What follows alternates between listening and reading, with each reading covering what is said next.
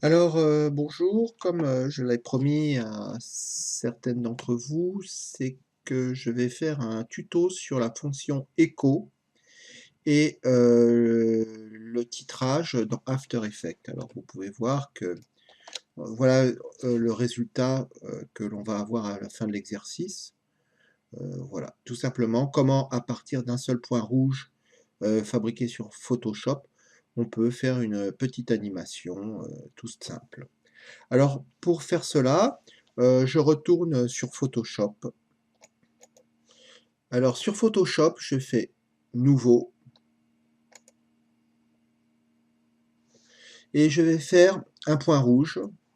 Je vais appeler point rouge 02.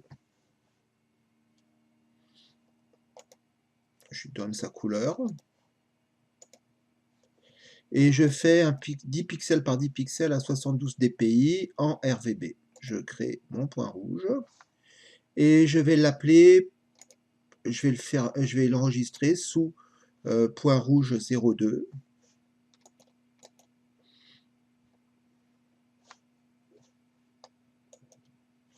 Voilà, on a déjà un point rouge qui est ici, qui était pour fabriquer le premier. Donc point rouge 02, je l'enregistre. Voilà, c'est fait, j'ai plus besoin de Photoshop, j'arrête Photoshop pour laisser un peu de mémoire pour ma machine. Alors vous voyez que là je suis sur la présentation de l'exercice. On va refaire l'exercice ensemble. En détail, pour que vous ayez une idée, vous voyez que j'ai plusieurs compositions. La composition 1, la composition 3 qui est dans la composition 2, qui est dans la composition 1. Vous voyez que ici, je suis là sur la composition 3 et on voit la composition 2 qui se répète plusieurs fois. Si je vais dans la composition 2, je vois que j'ai donc composition 2, lisez bien ici, hein, vous faites bien attention à ça. Je vois que j'ai mis la composition 1 et si je vais dans la composition 1, vous voyez que j'ai mon point rouge. Alors, si j'agrandis mon image, vous voyez que je suis sur ajuster, hein, là.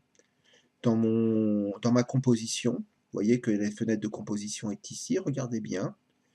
Dans le menu, vous avez toutes les informations. Fenêtre de composition, où je clique 2 fois dessus. Si je veux avoir ma composition, je peux aussi cliquer 2 fois. Voilà. Je passe dans la composition 2, et si je veux retrouver la composition 1, je clique une fois, enfin voilà, sur la composition 1, et vous voyez que je peux voir aisément ma composition avec mon point rouge qui est un peu pixelisé parce que je l'ai déjà modifié. Voilà. Et je peux aussi, je prends mon point rouge, mais par exemple, je pourrais très bien recharger le métrage en allant chercher mon autre point rouge, remplacer le métrage, fichier, et là je vais chercher mon point rouge 02 qui est un peu plus rose, et on voit bien que finalement mon animation aura changé aussi. Donc c'est très intéressant que l'on puisse remplacer le métrage parce qu'on peut on peut modifier les objets comme on veut. Vous voyez que je récupérais mon point rouge, simplement avec recharger le métrage, je le remplace, et c'est très intéressant parce que vous voyez que je peux finalement manipuler à loisir mes fichiers de façon à ce que je puisse sur une même animation mettre plusieurs types d'images, hein. J'aurais mis un cercle ou j'aurais mis autre chose, ça aurait été la même chose, il me l'aurait repris et il m'aurait fait la totale animation jusqu'à la composition 3 avec le cercle.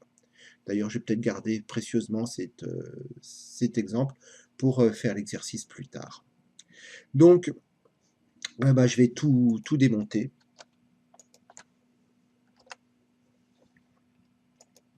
Voilà. Et donc, je n'ai que mon point rouge. Donc, je fais une nouvelle composition. Vous voyez qu'on est dans un exercice, hein, toujours en 1920 par 1080, parce que ça pourra vous rendre service, avec une résolution d'un quart, parce que souvent vous avez des machines pas puissantes, et je mets 10 secondes. Voilà. Hop, voilà, tout simplement. Je clique 2 fois sur ma composition, elle apparaît dans ma timeline, et on peut voir que ma composition est à l'écran, tout simplement. Donc je prends mon point rouge. Alors mon point rouge, bah, il est tout petit, hein, il fait 10 pixels par 10 pixels. Et là, je vais commencer à l'animer. Donc vous voyez que j'ouvre mes sous-menus, point rouge, transformer. Je contrôle bien que tout est OK, mon image va jusqu'au bout. Elle fait les 10 secondes, hein, on voit que ça fait 10 secondes. Et là, je vais commencer à manipuler mon point, je l'attrape, je le tire par exemple, et je mets des clés. Comme je fais d'habitude, je vais mettre des clés à la fin. Vous voyez que comme j'ai activé les clés, j'ai plus besoin de les mettre ici, mais c'est ici maintenant qu'on les met. Voilà, c'est fait. Je vais pouvoir en mettre à la 5e seconde. Vous voyez que là, les clés, il dit qu'il n'y en a pas, donc j'en rajoute. Voilà. Et maintenant, je vais pouvoir animer mon objet.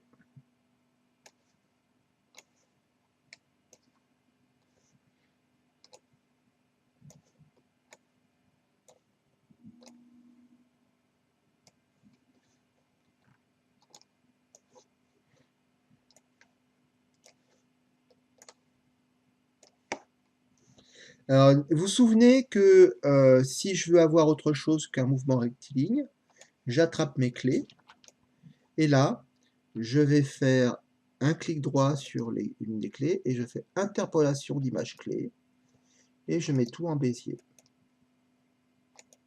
Voilà.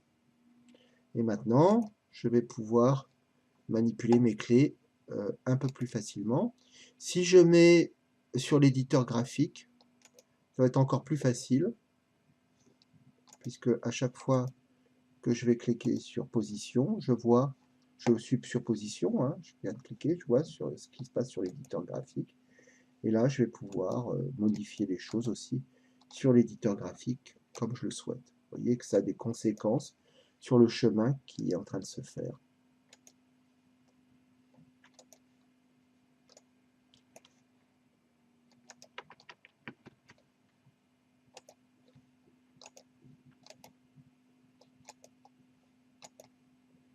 Voilà. Par exemple là,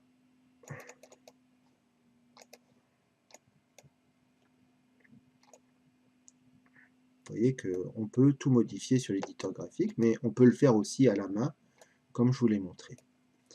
Alors, maintenant que c'est fait, bah, j'ai mon point rouge qui se balade dans mon écran. Je vais faire une deuxième composition, nouvelle composition. C'est exactement la même, donc ça ne changera pas. Et là, je vais mettre ma composition 1, à laquelle je vais coller une rotation, ou peut-être deux. Je vais dans l'outil rotation, et je vais faire 2 tours. Et donc, mon pixel commence à jouer. Il se meut en rotation dans l'espace. Je vais faire une troisième composition. Et là, je vais mettre ma composition 2, comme je vous ai montré tout à l'heure. Et je vais faire maintenant la fonction écho. Attention, je suis dans Effet, Temps, Écho. C'est la même chose que le remappage temporel. Et là, je vais pouvoir donner, vous voyez que si je touche, je suis dans les effets, hein, les effets sont ouverts. Si je commence à manipuler le nombre d'échos, par exemple, et le retard, vous voyez que ça va me faire une animation où mes pixels qui tournent, mon pixel qui tourne, donne naissance à 411 petits pixels qui sont en retard dans le chemin qu'il va employer. Donc ça permet de faire une animation pour vraiment pas cher, puisqu'au départ je suis passé je suis parti d'un seul pixel rouge. Ensuite, je vais pouvoir faire une nouvelle composition. Donc, je vais dans Projet, Nouvelle composition, composition 4, et je prends ma composition 3 et je la mets plusieurs fois. Tout simplement. Et là, je vais pouvoir la transformer en rotation, par exemple, en échelle pour l'autre.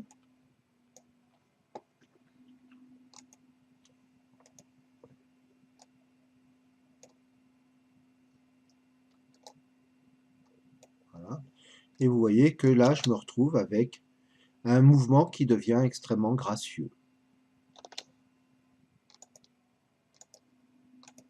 Alors j'essaye de le faire le plus simple possible, de façon à ce que vous puissiez refaire l'exercice avec, voilà, avec simplicité.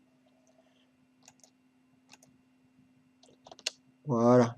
Vous voyez que mon pixel est en écho. Ça ressemble un peu à Processing finalement. À Processing, vous faites de la programmation, hormis que là, la programmation, elle se fait à la main, en tirant des objets et en les associant. Simplement. Naturellement, vous pourriez utiliser aussi la fonction 3D. Je vous invite à essayer la fonction 3D pour faire approcher et faire entrelacer les mouvements à l'intérieur de votre animation. Voilà.